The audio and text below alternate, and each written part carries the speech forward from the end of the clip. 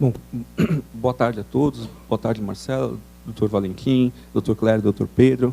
Obrigado pelo convite. Enfim, é um prazer estar mais uma vez aqui. Estou vendo vários amigos aí, grandes conselheiras do CARF, enfim, pessoas importantes, queridas. E a ideia aqui é falar um pouquinho sobre a tributação das cooperativas de trabalho. Talvez um pouquinho mais reduzido do que o tema do Dr. Clério. Eu vou tentar passar de uma forma genérica assim, o escopo normativo e depois chegar a algumas conclusões sobre esse tema, sobre o tema do ato cooperado em geral também, porque não tem como fugir disso. E dizer que, de início, talvez a minha conclusão seja um pouquinho mais restritiva do que a do Dr. Clério, e eu vou explicar o porquê, as razões pelas quais eu entendo isso. Bom, segundo a Lei de Cooperativas, a Lei 5.764, as sociedades cooperativas são sociedades sem objetivo de lucro, né, que celebram contratos de sociedades cooperativas às pessoas que reciprocamente se obrigam a contribuir com seus bens ou serviços para o exercício de uma atividade econômica de proveito comum, mas sem objetivo de lucro. São sociedades de pessoas constituídas para prestar serviços aos associados. Então, o objetivo da corporativa, segundo a Lei 5.764, né, artigo 4º, via de regra, o objetivo das cooperativas é a prestação de serviços para os associados. Então, por exemplo, eu tenho lá em Minas Gerais uma meia dúzia de pé de café. E eu descobri que existe uma cooperativa lá na região lá de Guaxupé chamada Coxupé, né? Então, eu me inscrevi lá como produtor, eu virei um cooperado. O que eles fazem para mim? Eles prestam diversos serviços. Eles prestam serviços de agrônomo, de mensuração de terra, de terraplanagem, enfim, tudo de verificação da qualidade do solo, enfim, tudo que é necessário para que um agricultor ele possa exercer a atividade rural dele. Esses serviços são atos cooperados. Obviamente que toda a receita que a cooperativa tem em função desses serviços, ela vai estar sujeita a um tratamento tributário diferenciado. Depois a gente vai entrar um pouco nessa questão. Mas por quê? Porque é típico ato cooperado. Então, a união de todos aqueles agricultores em cooperativa, todos são cooperados, deu uma força para que eles pudessem se organizar de uma forma a prestar serviços de interesse de todos eles, reduzindo custos, ganhando em escala. Além disso, o que mais que a cooperativa faz? Ela compra o café dos agricultores e ela revende isso para o mercado. Hoje a Coxupé, por exemplo, é o maior exportador de café do mundo, né? Agora, essa venda desse café para o mercado seria um típico ato cooperado? Está dentro do objetivo da cooperativa.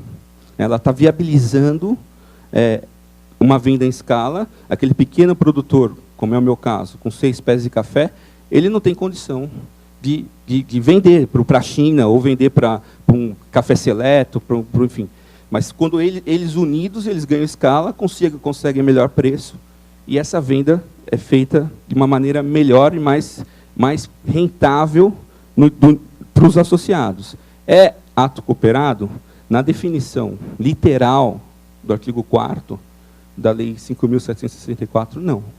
Então, essas receitas para terceiros, não sei em caso de exportação, que a gente tem imunidade, aí é outra história, mas essa receita de venda de café para terceiros não é típico ato cooperado e, portanto, estaria sujeito à tributação. Quais são os princípios que regem a cooperativa? Então, adesão voluntária, ninguém é obrigado a ser cooperado, número ilimitado de associados, né? Quer dizer, eu chego na cooperativa lá, eu comprei aquele terreno com meia dúzia de pé de café, eu posso me inscrever como associado de forma ilimitada. Toda e qualquer pessoa que tiver meia dúzia de pé de café e quiser vender café e quiser participar, pode participar do ato cooperado. Variabilidade do capital social, que vai ser representado por cotas partes, limitação do número de cotas partes para cada associado, né? Quer dizer, então, sempre vai ter uma limitação por associado. Incessibilidade das cotas partes do capital de terceiros a estranhos da sociedade, ou seja, eu não posso transferir essa minha cota parte para terceiros, eu não tenho como fazer isso, inclusive não sucede para fins de sucessão. Se eu falecer, meus filhos não vão poder ser associados. Eles poderão se associar se eles forem agricultores, mas não é a minha cota parte que ele vai herdar, né? Singularidade de votos, aqui é uma coisa muito interessante, não interessa a cota-parte que eu tenho, o meu voto vale sempre 1. Né? Assim, dentro das cooperativas, cada cooperado tem direito ao mesmo voto, com o mesmo peso. Então, nas assembleias, nas reuniões, nas definições, o peso do Igor é o mesmo peso do, sei lá, o Toninho do café lá, que é o maior agricultor de café do mundo. Não tem diferença nenhuma. Quórum para o funcionamento e deliberação da Assembleia Geral, baseado no número de associados e não de capital. Então, não é em função do capital, da participação da cota-parte de cada um que você vai definir o quórum, mas sim pela quantidade de pessoas. Os retornos das sobras líquidas do exercício, proporcionalmente às operações realizadas pelo associado, salvo deliberação em contrário da Assembleia Geral. Indivisibilidade de fundos, enfim, neutralidade política, indiscriminação religiosa, racial, social, enfim, tudo mostra que a ideia é que se tenha um instrumento, um tipo de sociedade coletiva, onde as pessoas possam se reunir em ato cooperado, para que elas possam ter uma rentabilidade ou um resultado melhor do que elas teriam se fossem trabalhar de forma autônoma. Muitas empresas aqui no Brasil, um exemplo dessas empresas é a Natura, elas estimulam essas associações, ou pequenas regiões, pequenas comunidades, a trabalharem de forma cooperada. Para quê? Para que elas tenham condições de reduzir custos, de poder ter uma maior produtividade. Então, a Natura, por exemplo, usa muito lá comunidades da Amazônia, para produtos da Amazônia, enfim, produtos. Quem faz aquela extração, seria ruim para a Natura se ela fosse comprar esse produto de cada um do agricultor do interior, na Amazônia, que faz a extração de um determinado produto vegetal, de uma planta XYZ. Então, o que ela faz? Reúnam-se em cooperativas e juntem toda a sua produção, e isso vai facilitar o quê? A nossa negociação, e vocês vão ganhar força com isso, vocês vão conseguir se organizar, enfim, tá dentro de um ambiente regulado, formalizado, enfim, é um instrumento muito interessante. Outro dia eu fui viajar, eu não lembro agora para qual cidade no Nordeste, e tinha a cooperativa dos bugueiros, né? O pessoal que levava a gente para dar passeio de bug. Eu achei um barato aquilo, quer dizer, eles estavam lá reunidos em cooperativa, tinham discussões, em Porto de Galinhas, isso mesmo, do lado da terra isso mesmo. Foi lá em Porto de Galinhas, perto de onde o Marcelo mora. Lá. Enfim, e foi muito bacana você ver aquilo, quer dizer, aquela cooperativa ela tá funcionando de uma forma organizada entre eles têm lá os benefícios que eles conseguem, provavelmente na compra de equipamentos para manutenção dos bugs, de gasolina, enfim. Entre eles, eles ganham força, inclusive para fixação de preço para o mercado. Porque se você chegar num bugueiro e falar, eu pago R$10 a corrida, e o outro fala, não, é 5, eles começam a concorrer entre eles. Eles em ato cooperado, eles definem, 10 para todo mundo, e ninguém vai furar o colega cooperado que está lá do lado. Então, funciona super bem também. Então, isso dá força para essas pessoas quando elas trabalham de forma unida. São sociedades simples, isso está no Código Civil, né? A cooperativa é um tipo de sociedade simples, não é uma sociedade empresária. O Código Civil repete tudo que está na lei de cooperativas também, que são as características da sociedade cooperativa. Se nós pudéssemos resumir, enfim, a gente tentou chegar a uma definição, o que seria, então, uma sociedade cooperativa, né? É uma sociedade simples, cuja finalidade é a prestação de serviços aos próprios cooperados, por meio de atividades próprias, sem objetivo de lucro. Né? Então, o objetivo principal é prestar serviço para os cooperados, ou entre cooperativas, mas, enfim, sem objetivo de lucro, por meio de atividades desenvolvidas por ela mesma. Essa, em geral, é o conceito de cooperativa, vamos dizer assim, se pudesse ser resumido. E a cooperativa de trabalho? Por que ela é diferente? Ela é diferente porque ela tem algumas peculiaridades específicas. Ela foi criada pela Lei 12.690, de 2012, com o intuito de acabar com alguns planejamentos tributários, vamos dizer assim, fraudulentos, que eram feitos por empresas e, enfim, pessoas, né, para tentar deixar de pagar tributos e deixar de obedecer à legislação trabalhista. Então, estava se tornando muito comum cooperativas de trabalho serem criadas para que não fosse necessário cumprir com as regras da legislação trabalhista. Então, a Lei 12.690, ela tentou acabar com essas falsas cooperativas de mão de obra, né? Que, na verdade, elas eram voltadas à fraude de relações de trabalho, CLT, e também fraudes tributárias. O que é importante? As cooperativas de trabalho, elas não regulamentam as cooperativas de assistência à saúde, né, no caso das Unimedes da vida, as cooperativas do setor de transporte regulamentada pelo poder público e que detém por si ou por seu sócio a qualquer título os meios de trabalho. Então, se eu tiver uma cooperativa de prestação de serviço de transporte urbano, ônibus, né, a gente vê um monte de cooperativa, que seja dona do veículo, também não está regida pela cooperativa de trabalho. As cooperativas de profissionais liberais, cujos sócios exercem as atividades em seus próprios estabelecimentos. Então, se pudesse ter uma cooperativa de advogados, de engenheiros, de médicos, tem, né, enfim, também não estaria dentro desse conceito. As cooperativas de médicos, cujos honorários sejam pagos por procedimento. Então, se eu tenho uma cooperativa onde você cobra por cada consulta, também não está dentro aqui da cooperativa de trabalho. O que são as cooperativas de trabalho? Segundo o artigo 2º da Lei 12.690, considera-se cooperativa de trabalho a sociedade constituída por trabalhadores para o exercício de suas atividades laborativas ou profissionais com proveito comum, autonomia e autogestão, para obterem melhor qualificação, renda, situação socioeconômica e condições gerais de trabalho.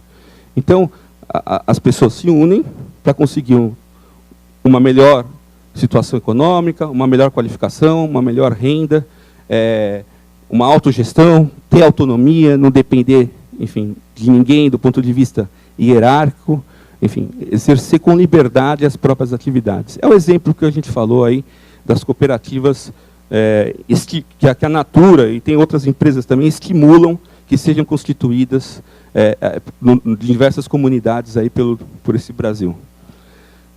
Tem duas espécies de cooperativa de trabalho. As cooperativas de produção, que são constituídas por sócios que contribuem com trabalho para a produção em comum de bens e a detém a qualquer título os meios de produção. Então, a gente está falando de cooperativa que produz bens e é dona do maquinário. E a cooperativa de serviço, quando constituída por sócios para a prestação de serviços especializados a terceiros, sem a presença dos pressupostos da relação de emprego. Essa aqui que é a mais comum, que a gente mais verifica. Então, qual que é o objetivo da cooperativa de trabalho de serviço? É prestação de serviços para terceiro, sem a presença dos pressupostos da relação de emprego. Se esse é o objetivo, e aí que vem a grande dúvida que se coloca quando se fala de cooperativa de trabalho, se o objetivo da cooperativa de trabalho é a prestação de serviços a terceiros, sem que seja caracterizado a relação de emprego, será que quando ela exerce essa atividade, ela está exercendo um ato cooperado? Porque a gente viu que lá pela lei das cooperativas, não, porque atos cooperados é só o ato existente entre a prestação de serviços da cooperativa para o cooperado, do cooperado para a cooperativa ou entre cooperativas, né?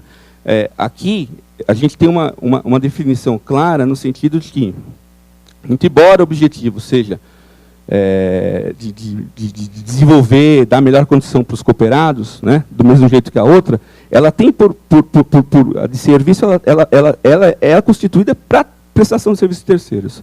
Seria isso um ato cooperado ou não seria esse um ato cooperado? Na verdade, no ponto de vista de CARF, eu não achei nenhuma decisão específica de cooperativa de trabalho, mas o Supremo acabou de dar uma decisão importante sobre esse assunto. Era uma cooperativa de trabalho, a gente vai falar um pouco sobre isso no final. A cooperativa de trabalho também tem os mesmos princípios da cooperativa normal. Então, adesão voluntária, gestão democrática, participação econômica dos membros, autonomia e independência, educação, formação, informação, intercooperação, interesse pela comunidade, preservação dos direitos sociais, do valor social do trabalho, da livre iniciativa, enfim, e assim vai. Não precarização do trabalho, evitar trabalho escravos, essas coisas todas. Quer dizer, as pessoas se unem em cooperativa para ganhar força em relação ao não empregador, mas enfim, aos contratantes, né? Os atos típicos, né, das cooperativas. Então, segundo a definição da Lei 5.664, denomina-se atos cooperativos os praticados entre as cooperativas e seus associados, entre esses e aquelas, e pelas cooperativas entre si quando associados para a consecução dos objetivos sociais, né? Então, o ato cooperativo não implica operação de mercado, nem contrato de compra e venda de produto ou de mercadoria. E aí você já tem uma questão interessante. Então, o ato cooperativo estará presente pela Lei 5.764 em negócios entre cooperativo e cooperado, negócios entre cooperado e cooperativa e negócios entre cooperativas. Não se fala nada em negócios entre cooperativas ou entre cooperados e terceiros, né? Terceiros estranhos a essa relação, pela Lei 5.764, não estão dentro do conceito de ato típico de uma cooperativa. Não é, portanto, ato cooperativo. Mas as cooperativas de trabalho, elas são constituídas para esse fim, de prestação de serviço a terceiro. Então, quando elas exercem essa atividade, será que elas estão exercendo um ato cooperativo? Como integrar essas duas normas? Porque uma é complementar a outra. Como é que fica essa questão? A legislação tributária que nós temos hoje, que trata dos atos cooperativos, a gente vai ver, ela não distingue a cooperativa de trabalho em relação às demais. Ela trata da tributação do ato cooperativo. Então, fica numa situação muito difícil a cooperativa de trabalho, porque se ela tem por objetivo prestar serviços a terceiros, e a prestação de serviços a terceiros, nos termos da Lei 5.764, não constitui ato cooperado, e a legislação tributária não faz nenhuma segregação ou distinção em relação à cooperativa de trabalho, será que, quando essa cooperativa de trabalho ela presta seu serviço a terceiros, nos termos para o qual ela foi constituída, ela está exercendo o ato cooperado, e aí esse ato cooperado deveria ser isento de tributação, nos casos que a gente tem isenção, enfim, ou ter um tratamento tributário distinto? Quer me parecer que o fisco, na verdade, o Poder Judiciário, a gente vai ver no final, está entendendo que não. Tá? Que só é ato cooperado o ato praticado entre negócios, entre cooperativo e cooperado, entre cooperado e cooperativo, e negócios entre cooperativas. Acabou. Mesmo a cooperativa de trabalho, se ela fizer algo diferente disso, que seria para o fim que ela foi constituída, ela fizer prestação para terceiros, ela não vai estar exercendo, então, um ato cooperado, um ato tipo cooperado. Esse ato cooperado que é aceito pela legislação ou pelas autoridades tributárias como definição para fins de isenção. Então, a gente tem um problema muito grande. Criou-se um tipo de cooperativa, que é essa cooperativa de trabalho, para tentar evitar as fraudes à legislação trabalhista e algumas fraudes tributárias, mas a legislação tributária ela não se desenvolveu, ela não acompanhou especificidade desse tipo de cooperativa. Está com a legislação antiga ainda.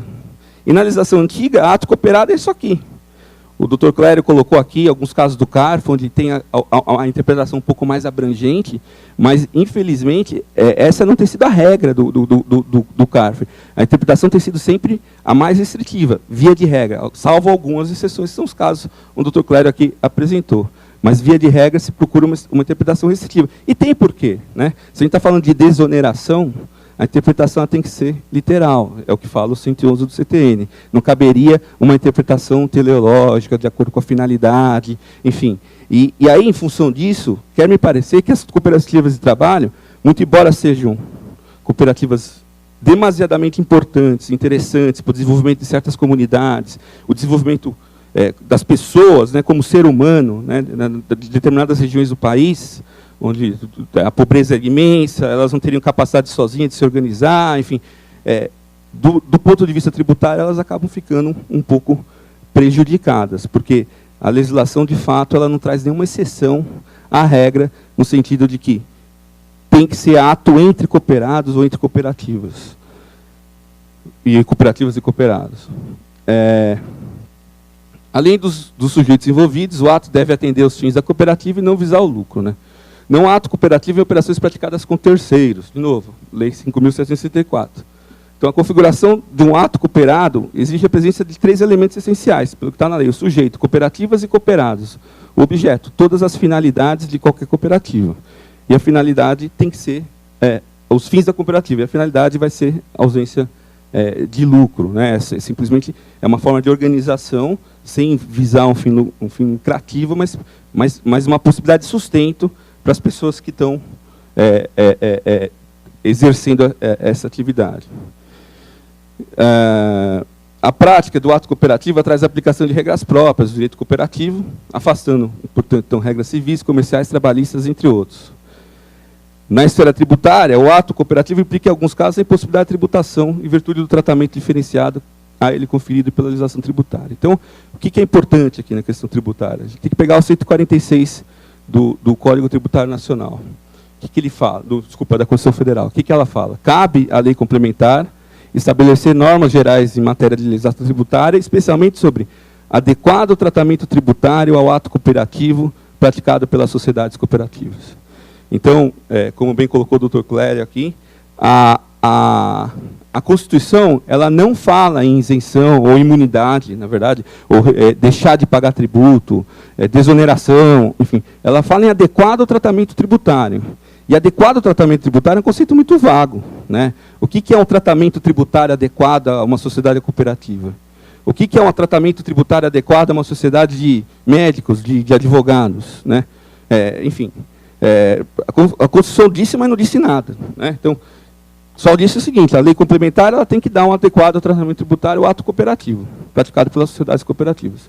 Isso implica necessariamente numa desoneração da atividade? Não necessariamente. Pode ser uma alíquota menor? Pode ser, enfim, pode ser infinitas coisas, né? Quem vai dizer o que acha que é adequado ou não, vai ser o quê? O legislador positivo, que vai, de acordo com os critérios de conveniência e oportunidade deles, entender e justificar os motivos pelos quais ele entende que aquela lei que ele está criando traz um adequado tratamento tributário às sociedades cooperativas. Então, não corresponde à imunidade, ou seja, não existe imunidade de ato cooperativo, mas apenas uma possibilidade de um tratamento diferenciado. Então, se o legislador falar as cooperativas são isentas de imposto, é um tratamento diferenciado. E aí ele vai explicar o porquê ele entende que é adequado que isso ocorra.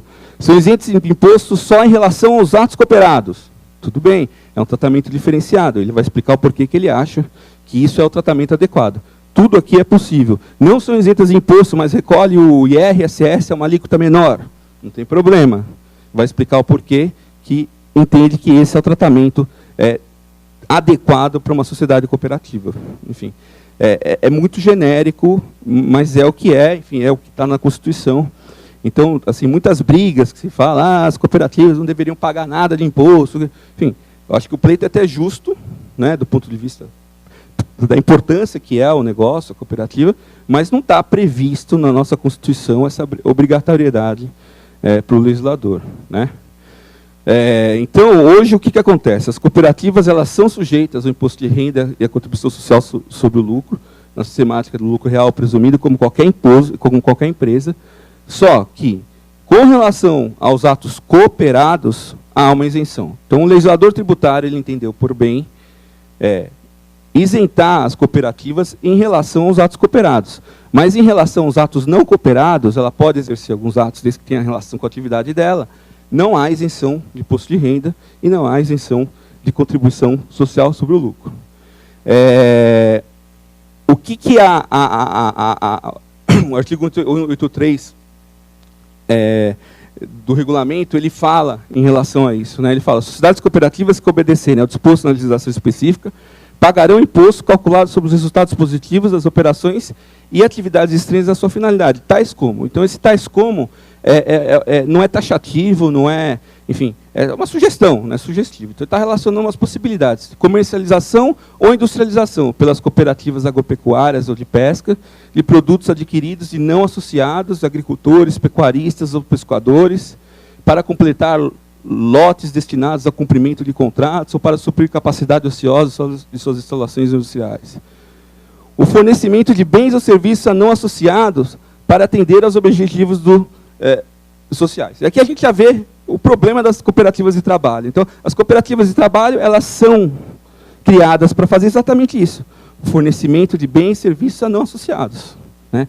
E o regulamento de imposto de renda, porque é anterior à lei que criou as cooperativas de trabalho, ele fala que, nessa hipótese, isso é atividade estranha à finalidade das cooperativas. Então, as sociedades cooperativas que obedecerem a uma disposição específica pagarão impostos calculados sobre os resultados positivos das operações e atividades estranhas à sua finalidade, tais como prestação de serviço para terceiro. Então, girou uma situação muito interessante, né? Porque, para o regulamento de imposto de renda e para o legislador tributário, a prestação de serviços a não associados, a terceiros, é uma atividade estranha à atividade cooperativa. Segundo a lei que criou as cooperativas de trabalho, esta é a finalidade da cooperativa, né? Então, fica muito evidente aí os problemas, os conflitos que estão sendo gerados, que serão gerados, enfim. Na prática, assim, o que deveria ter sido feito, a meu ver, uma adaptação da legislação ordinária para compreender e disciplinar especificamente as cooperativas de trabalho, porque elas são um pouco diferenciadas das demais, né? Mas isso não é feito. Então, para o legislador tributário, prestação de serviço a terceiros não é objeto ou atividade relacionada à atividade, uma sociedade cooperativa, né? Outro, participação em sociedades não cooperativas, públicas ou privadas para atendimento de objetivos acessórios ou complementares. Então, isso aqui é até uma coisa interessante. A cooperativa ela pode ser sócia de outras sociedades, e aí, por óbvio, essas sociedades elas não vão ter um regime tributário diferenciado, elas vão ter um regime de tributação normal, como outro qualquer.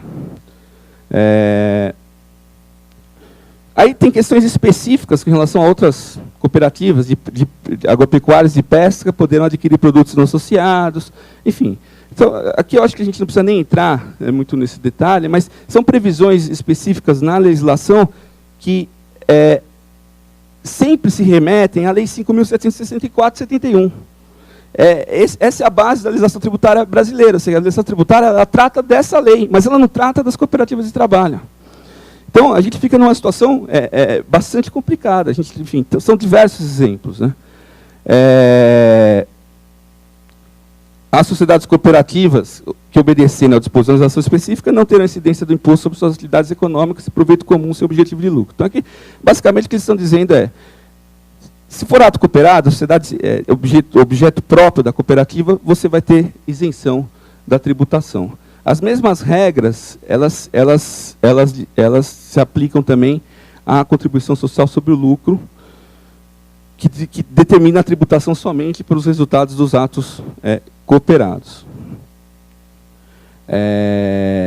Uma questão importante e interessante é que se as sociedades cooperativas, né, elas tiverem prejuízo, as despesas da sociedade serão cobertas pelos associados, mediante rateio na proporção direta da fruição de serviços.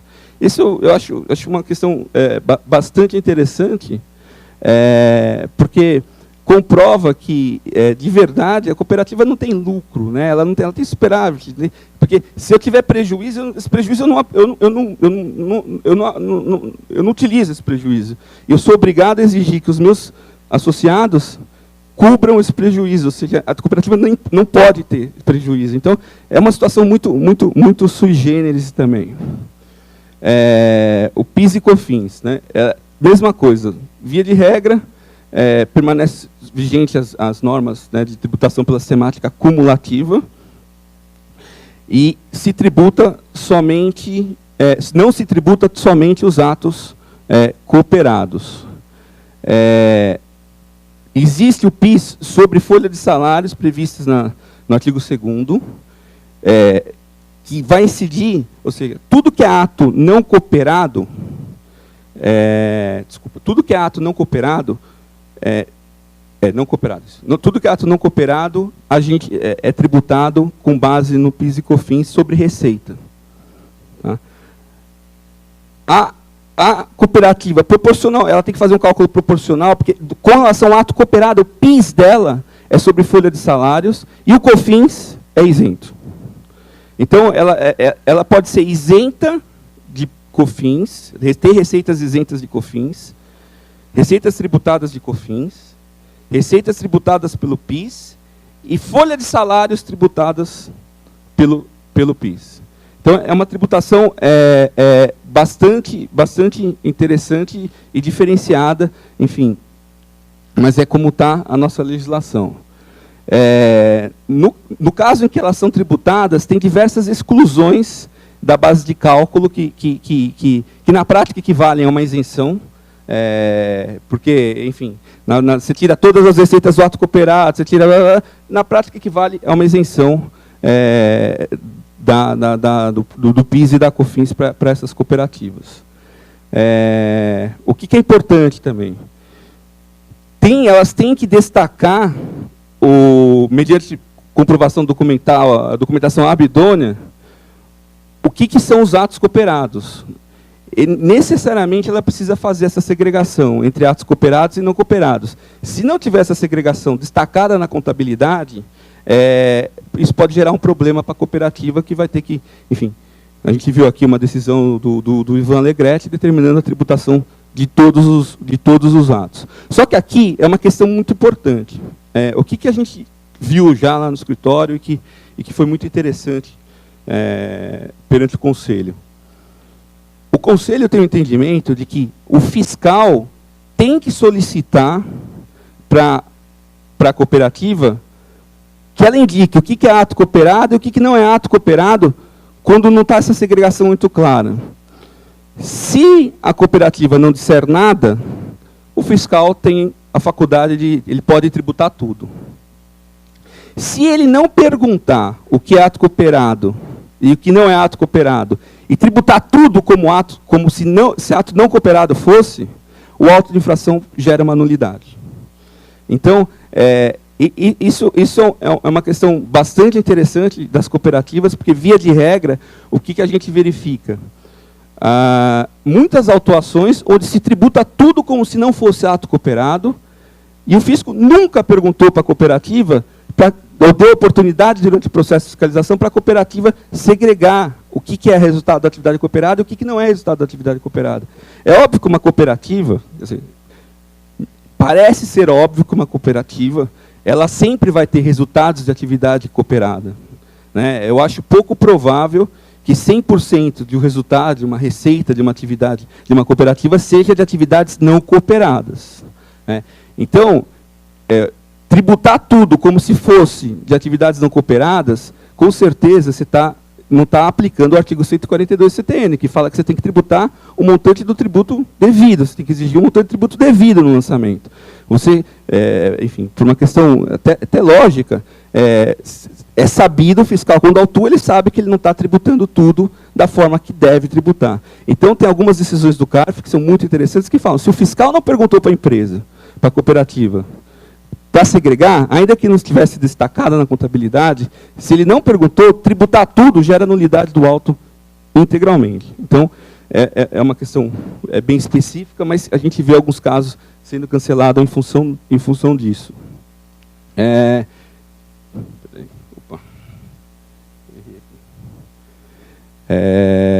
Enfim, tem algumas outras exclusões possíveis de deduções da base de cálculo do PIS e COFINS. Não são todas, não são aplicáveis à cooperativa de trabalho, são cooperativas específicas, enfim, que a gente trouxe aí para comentar. Tem uma questão que é importante, que antes a Lei Complementar 70 de 91, ela trazia essa isenção da COFINS. Né? Depois isso foi revogado e trouxe a 9718 lá, ela trouxe uma forma de isenção, mas mediante a exclusão da base de cálculo com relação aos atos cooperados. Então, na prática, a gente, muito embora se diga que não tem mais isenção, enfim, tem isenção, só que a isenção se dá pela exclusão da base de cálculo dos atos cooperados. Né? Isso, o fato de ter a tributação significa que não há tratamento adequado às cooperativas de trabalho? Eu acho que não, né? Eu acho que assim, o tratamento adequado, como a gente falou, quem vai dizer é o legislador, é o que o legislador entende. Não é o que a gente acha que deveria ser, ou, enfim, porque realmente não existe competência, ou nenhuma limitação a esse poder de tributar imposto pelo legislador constituinte. Então, qualquer forma que for disciplinada em relação à forma de tributação dessas cooperativas, em princípio, é adequada, desde que justificado, obviamente. O legislador ele tem que justificar porque ele está fazendo aquilo, ou porque que ele entende que aquele ato é adequado à tributação das cooperativas. Porque se a Constituição fala que tem que ter um tratamento adequado, ele tem que expor o porquê que ele acha que aquilo é adequado. Mas qualquer coisa que ele justifica, apresente como justificação, qualquer fundamento vai servir como forma de justificação. Recentemente, num caso de uma cooperativa de trabalho, o que o Supremo entendeu nesse RE 598-085 e RE 599-362? Que ainda não foram formalizados. Então, a gente tem o resultado dessas decisões que já foram publicadas, mas os votos ainda não foram formalizados. No RE 598-085, o Supremo entendeu que pela validade da revogação da isenção prevista na Lei Complementar 70/91. Exatamente por isso, o Supremo fala, não existe obrigação de não tributar. O que você tem que ter é um tratamento adequado. Esse tratamento adequado, quem decide sobre ele é o legislador. Se o legislador trata de uma forma X ou Y, desde que tenha motivação, isso é válido. Então, não existe a obrigatoriedade de se ter a isenção prevista na Lei Complementar 70/91.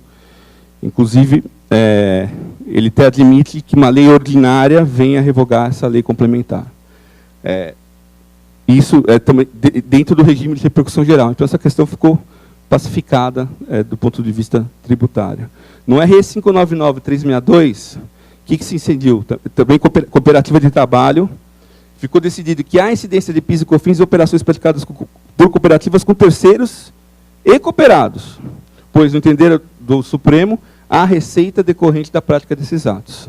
Então, mesmo no caso de uma cooperativa de trabalho, onde se teve prestação de serviços para terceiros, o Supremo falou que não tem problema nenhum em se fixar, em se tributar pelo PIS e COFINS essas receitas. Então, quer parecer que o Supremo está referendando o posicionamento da Receita Federal, ou seja, está dizendo que a aplicação dessa legislação tributária antiga tem que ser feita também em relação às cooperativas de trabalho, que não tem problema nenhum na tributação dessas receitas quando os atos são praticados em relação a terceiros.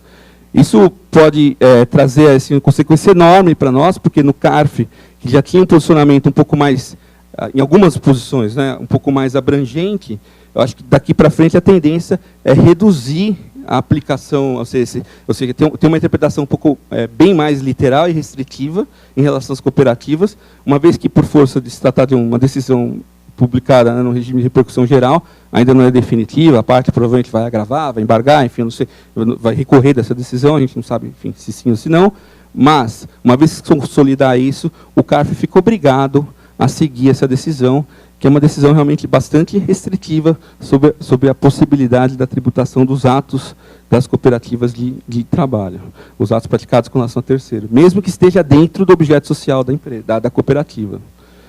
Então, o que nós temos hoje? O entendimento de que os atos cooperativos e atos com terceiros estão sujeitos à incidência do PIS e COFINS, que não há regra específica isentando-os. Então, isso aqui é importante. Aí tem uma questão importante também. O Supremo falou que os próprios atos com cooperativos, os atos cooperativos os próprios atos cooperativos, ou seja, se eu tiver uma venda para um cooperado, também está sujeito a PIS e COFINS e não tem problema que se tribute isso. Agora, se a lei quer disciplinar uma exclusão de base, não tem problema nenhum. Isso é importante falar, ou seja, o Supremo ele deixou claro que todo e qualquer ato, seja ele ato cooperado ou não, ele pode ser sujeito à tributação pelo PIS e pela COFINS. Ou seja, não há mandamento constitucional para desonerar esses atos, mesmo que atos cooperados. Pelo artigo 15 da 2158, tem essa exclusão de base de cálculo do PIS e COFINS, mas aí é uma liberalidade do legislador. Tem ainda pendente o RE 672-215. Esse RE, eu acho que para essa discussão toda que a gente teve, que o Dr. Clélio colocou, a gente está tendo aqui, talvez seja o RE mais importante aí para todas as cooperativas, né? Por quê? Esse RE tem por objetivo o quê? Discutir os conceitos constitucionais, né, de ato cooperado, receita da atividade cooperativa e cooperado, para fins de incidência de PIS, COFINS e contribuição social sobre o lucro. Então, o que se espera, e também foi reconhecida a repercussão geral nesse caso, o que se espera é que o Supremo Tribunal Federal, em breve, ele possa definir, de uma forma bastante clara, cada um desses conceitos. O que é um ato cooperado? O que é uma receita da atividade cooperativa? O que é um cooperado? Se ele definir esses três conceitos, enfim, e aí o Supremo, né, como disse o ministro Gilmar Almeida uma vez, o Supremo pode tudo, né? Pode ser que eles entendam que esse conceito, sendo um conceito constitucional, ele não pode ser limitado pela lei ordinária, né? Então, eles já estão admitindo, se eles colocaram para julgamento, é que eles estão admitindo que essa discussão é uma discussão de constitucionalidade, que isso daqui se trata de um conceito constitucional. E sendo conceito constitucional, pode ser que toda essa normativa que nós temos até hoje se modifique. Pode ser que daqui, nos próximos anos, a gente tenha um conceito absolutamente distinto do que é um ato cooperado, do que é uma receita da atividade cooperativa e do que é um próprio cooperado. Eu acho que, assim, para as cooperativas, é esse recurso que, de fato, vai interessar quando a gente fala de tributação de atos cooperados, porque é ele que vai determinar esse conceito, e podendo, inclusive, ter um conceito diferenciado do que determina a própria legislação ordinária, uma vez que eles estão tratando isso como conceito constitucional. Enfim, são essas as considerações que eu quis fazer. Eu fico à disposição dos senhores aí para qualquer dúvida ou esclarecimento que os senhores tenham. A matéria é muito controversa, a dificuldade é muito grande, mas, enfim, a gente vê que a jurisprudência está caminhando e, num futuro muito próximo, a gente provavelmente vai ter uma definição de como realmente vai se dar essa tributação. A gente viu pela palestra do Dr. Clélio que pode ser isso ou pode ser aquilo. O Conselho de Contribuintes uma hora diz isso, outra hora diz aquilo. O Judiciário também, uma hora diz isso, outra hora diz aquilo. Aí vem uma lei nova de um tipo de cooperativa nova que a legislação tributária esqueceu de tratar. Quer dizer, então, muito embora seja relevante isso para a sociedade, esse tipo de sociedade, né, de cooperativas, é muito relevante para a sociedade, o que a gente vê é que elas estão sendo muito maltratadas do ponto de vista do legislador tributário. E vamos esperar que o Supremo ponha de uma vez um ponto final nessas discussões ao decidir esse recurso extraordinário, porque, de fato, essas entidades elas precisam disso, elas precisam de segurança que hoje elas, infelizmente, não têm. Então é isso, obrigado, agradeço mais uma vez pela oportunidade e uma boa tarde a todos os senhores.